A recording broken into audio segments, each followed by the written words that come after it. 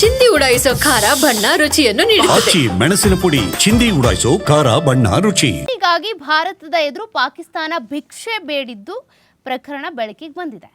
ಸಿಂಧೂ ಒಪ್ಪಂದಕ್ಕೆ ಬದ್ಧರಾಗಿ ಪಾಕಿಸ್ತಾನಕ್ಕೆ ನೀರು ಬಿಡಿ, ಅಣ್ವಸ್ತ್ರ, ಕ್ಷಿಪಣಿ, ಯುದ್ಧ ಬೆದರಿಕೆ ಬಳಿಕ ಪಾಕಿಸ್ತಾನ ತಣ್ಣಗಾಗಿದೆ. ಈಗ ಸಿಂಧೂ ನದಿ ಒಪ್ಪಂದವನ್ನು ಈಗಾಗಲೇ ಸ್ಥಗಿತಗೊಳಿಸಲಾಗಿತ್ತು. ಸಿಂಧೂ ನದಿ ನೀರನ್ನು ನಾವು ನಿಮಗೆ ಬಿಡಲ್ಲ ಅಂತ, ಯಾಕೆಂದರೆ 90% ನೀರು ಪಾಕಿಸ್ತಾನಕ್ಕೆ ಹೋಗ್ತಾ ಇತ್ತು.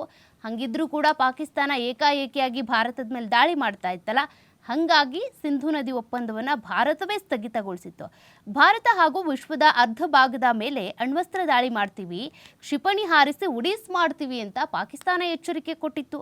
ಹೀಗೆ ಸಾಲು ಸಾಲು ಯುದ್ಧದ ಧಮ್ಕಿಗಳೆಲ್ಲ ಆಗೋಯ್ತು. ಆದ್ರೆ ಈಗ ಸೈಲೆಂಟ್ ಆಗಿ ಮಂಡಿಯೂರ್ದಂತ ಕಾಣಿಸ್ತಾ ಇದೆ. ಸಿಂಧೂ ನದಿ ಒಪ್ಪಂದವನ್ನು ಮರುಸ್ಥಾಪನೆ ಮಾಡಿ ಅಂತೇಳಿ ಆಗ್ರಹಿಸಿದ್ದಾರೆ.